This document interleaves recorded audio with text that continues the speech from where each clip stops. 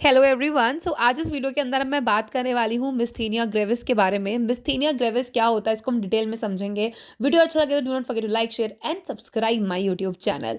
सो myasthenia gravis जो है वो एक तरीके की ऑटो इम्यून डिसीज होती है। अब आप बोलोगे मैम ये ऑटो इम्यून क्या होता है, हमें नहीं पता। मैं बताती हूँ आपको।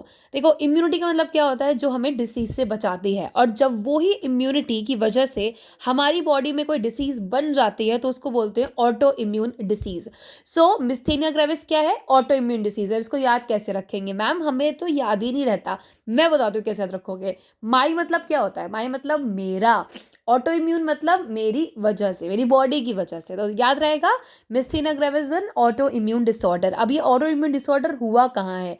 ये होता है इन द न्यूरोमस्कुलर जंक्शन। अब मैम ये क्या होता है बेटा? नाम से ही समझ आ जाएगा तुमको। न्यूरोमस्कुलर जंक्शन मतलब कि न्यूरॉन और मसल्स के बीच में जो जंक्शन होता है उसको बोलते हैं neuromuscular junction.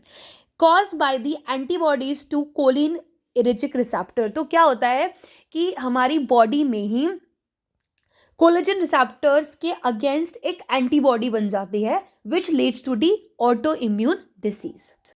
It is characterized by grave weakness of the muscle due to the inability of the neuromuscular junction to transmit impulse from nerve to the muscle। तो इसका नाम ग्रेविस क्यों है? क्योंकि इसमें बहुत ज़्यादा, बहुत हद से भी ज़्यादा वीकनेस हो जाती है मसल्स में। क्यों हो जाती है? क्योंकि जो न्यूरॉन है वो प्रॉपरली मसल्स को इम्पल्स ट्रांसमिट नहीं कर पाते। नेक्स्ट हम बात करेंगे इसके कॉज के बारे में। So myasthenia gravis is cause due to development of the auto antibodies. कौन सी एंटीबॉडीज? ऑटो एंटीबॉडीज, क्योंकि ऑटो इम्यून डिसऑर्डर है। That is IgG auto antibodies against the receptors of the acetylcholine. So acetylcholine के अगेंस्ट बन गई है antibodies, तो जिसकी वजह से ये डिसीज आगे बढ़ती है। That is the body develops antibodies against its own acetylcholine receptor and these antibodies prevent binding of acetylcholine with it receptor और destroy the receptor. So though the acetylcholine release is normal, it can not execute its action.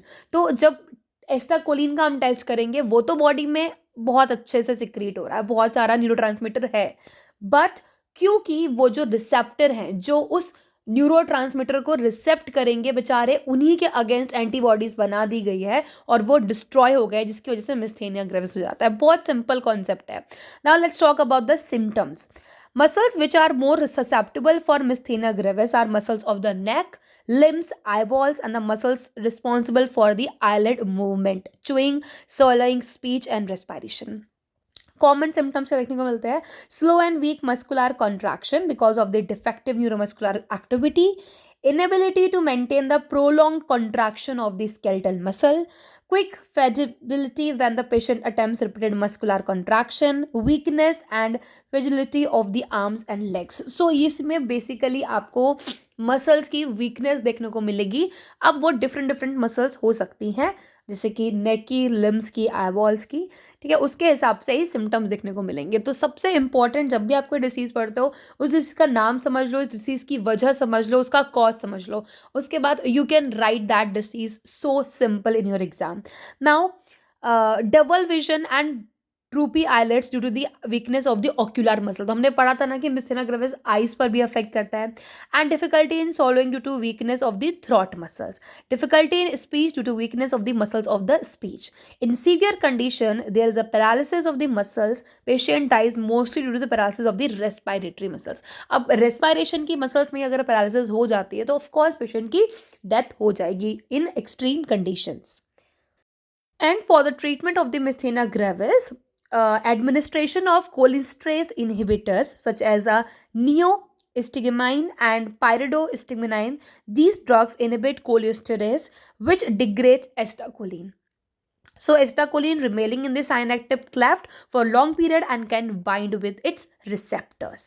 So I hope this video is helpful for you if you really understand the whole concept of myasthenia gravis. Do not forget to share this video with your friends as well. So maybe some of the person need that awareness about the disease. Till then guys, bye bye, take care, thank you so much.